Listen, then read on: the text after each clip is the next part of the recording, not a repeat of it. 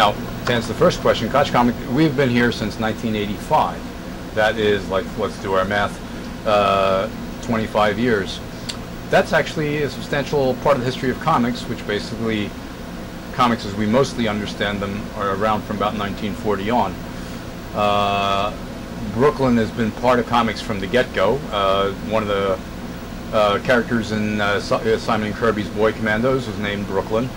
The Superman creators, Simon & Schuster, were both from Brooklyn. The first animators, the Fleischman brothers, were from Brooklyn. They were one of them worked for the Brooklyn Eagle.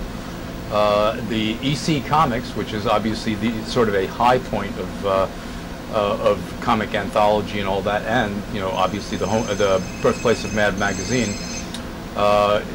That's entirely a Brooklyn, sort of a Brooklyn phenomenon. The publishing was always in Manhattan. The people always came from Brooklyn. One of the sad events in our recent history is we were visiting Gene Colan on a regular basis, once a month. Whenever we had our shows,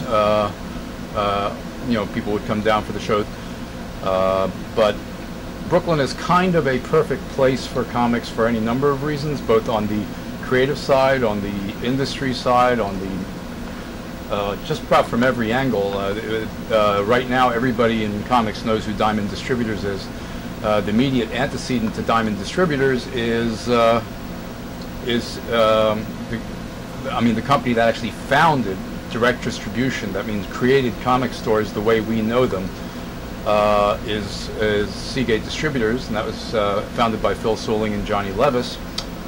And Phil Suling, by any account in any history of comics, would have to be like the godfather of comics. He was responsible for the New York comic conventions in the 1960s and 70s. The New York convention was the preeminent show by far, long before San Diego emerged. Phil Suling was running New York Comic Con, and that was the place. And all of that he was the founder of Forbidden Planet in the United States. The company that owns Forbidden Planet in England was basically founded in partnership with Seagate Distributors. That's Titan Distributors, now known for Titan Publishing and such. So Phil, Seagate takes its name from the neighborhood in Brooklyn, and Seagate was always in Brooklyn. The contract that Phil signed with Marvel and DC in 1972 that originated direct distribution is the foundation of the industry. The comic conventions he founded are the foundations of the fandom, basically, and his enthusiasm was ridiculous. He and Johnny supported Fantagraphics, he supported Warp Graphics, he supported independent publishers like crazy. Without the entire independent publishing movement, would have been better off had Phil lived. Phil unfortunately died in 1981 of a very rare liver disease. It was kind of shocking. So, Brooklyn really, you can go through the history. Chris Claremont still lives here. The MoCA, which is now the great independent comic show in Manhattan.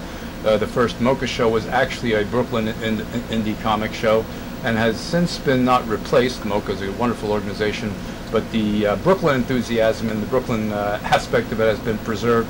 Every year in December, there's an incredible show in Williamsburg that brings together independent artists from all over the country, and in a lot of cases, because Brooklyn is the home to so many great independent artists, they don't have to come from all over the country. They can just hop on the subway and show up anywhere. And the Brooklyn Lyceum offers a great comic convention again every year.